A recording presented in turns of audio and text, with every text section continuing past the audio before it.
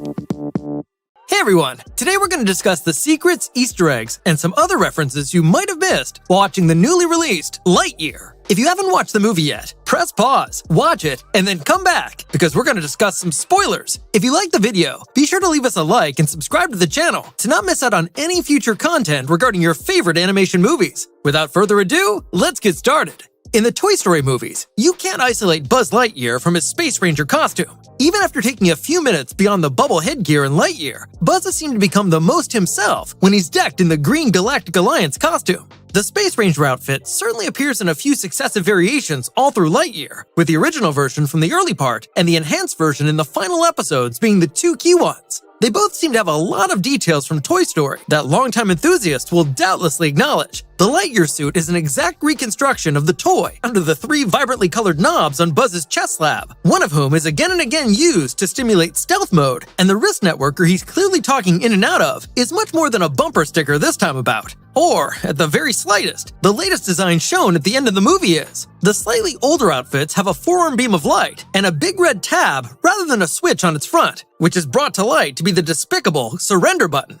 Though by the end of the movie, Buzz and his squad have all succeeded in getting their fancy new Space Ranger attired, something that every kid in 1995 desired.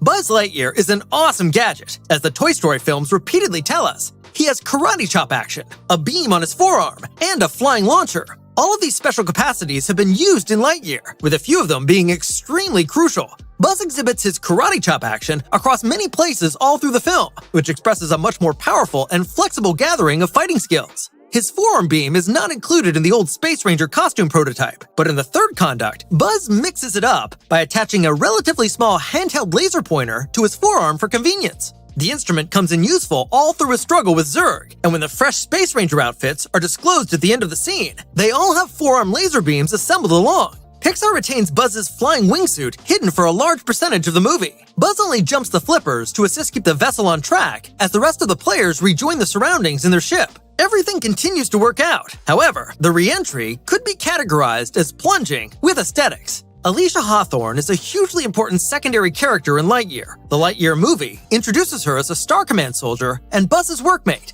Her real surname must have been directly influenced by SpaceX's head office in Hawthorne, California. In the following scene, there is a massive fuel stability display case, trying to imply that the crystalline sources of power are volatile and unpredictable, and yet are mainly accountable for Buzz's space launch breakdown.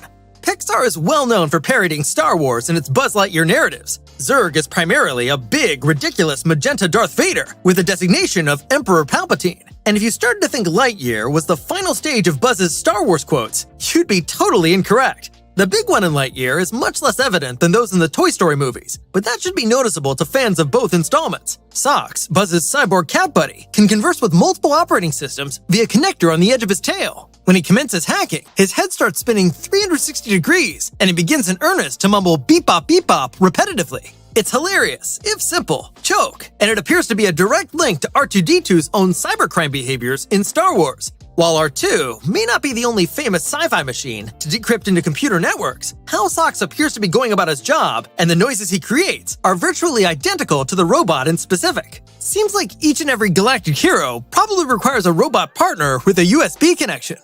According to the Toy Story chronology, Lightyear was launched in 1995. While the movie could have easily dismissed that information, later on, it continues to be a significant part of the overall aesthetic. Much of the movie is influenced by ancient sci-fi brands, including Buck Rogers. However, there are a few specifics that genuinely feel peculiarly 90s. For instance, all through Buzz's first hypersonic missile flight test, his flight computer, Ivan, begins to break down. Buzz retrieves Ivan from the vessel's framework, displaying it to be anything but a jagged plug-in, and keeps blowing into it as though it were an NES cartridge. Yes, of course, the automatic pilot instantaneously begins working as designed. That is not the only 90s information that shows up. Several of the electronic monitoring systems in Lightyear have the bulky overlays of 1990s desktop displays, which makes perfect sense for a movie set in 1995. Clearly, Lightyear gathers from all ages of sci-fi, but its primary design feels like a contemporary animated feature film. But it's still fascinating to see how the creators perpetrated the mid-1990s aesthetic in a number of different ways.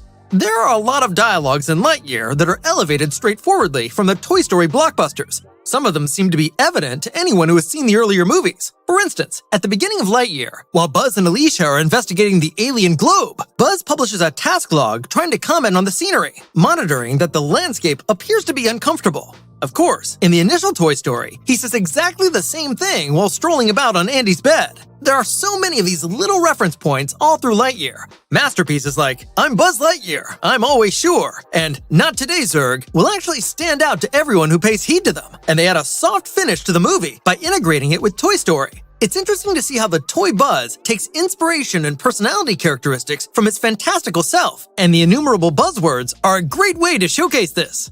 The Toy Story movies paint a more attractive environment. The universe is visually appealing and seems to be pleasant. However, Lightyear depicts somewhat depressing illustrations. Rather than a vivacious configuration and backstory, it seems to be dusty and robotic, comparable to Pixar's Wall-E. Another indication is indeed the dawn-like brightness. Lightyear's climax foretells a promising future for Buzz, his mates, and the Galactic Alliance. The Space Ranger organization is reinstated with slashing and advanced technologies, and Buzz's squad is officially recognized for elevated deployments. Their first mission is to support experiments in Sector 4's Gamma Quadrant. If you've ever seen Toy Story, you might acknowledge that destination. When Buzz initially arrives in Andy's room, he affirms that he is garrisoned in Sector 4's Gamma Quadrant. The position is stated again in Toy Story 2, where Buzz's computer game fight with Zurg occurs. Given that perhaps the evil monarch is found to be completely awake at the end of Lightyear, an updated model of that combat could actually occur in a spin-off. In a particular instance, it's pleasant to see Pixar adhering to the ridiculous mythology they've developed over the years. Because the Buzz toy has all of his fantasy self's remembrances, it logically follows that he would have a deep relationship with Sector 4's Gamma Quadrant.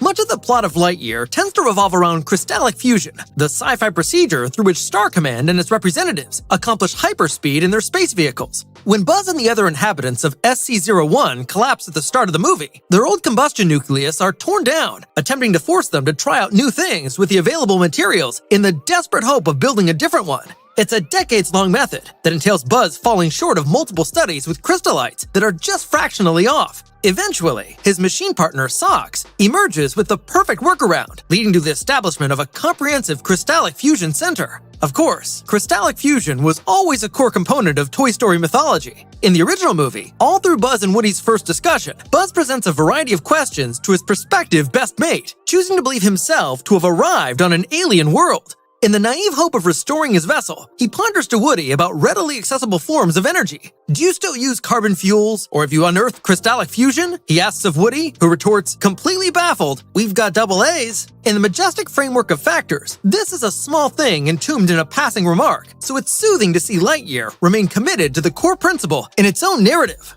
Lightyear wouldn't have been thorough without appropriate combat between Buzz and Zurg, and the movie actually delivers that. The two are actively involved in a protracted fight that stretches Zurg's battleship and even stretches to the open area just underneath it, with Buzz ultimately springing up triumphant. While not a complete duplicate, the Lightyear fighting bears resemblance to the Zurg confrontations in the Toy Story movies. For instance, the episode in which Buzz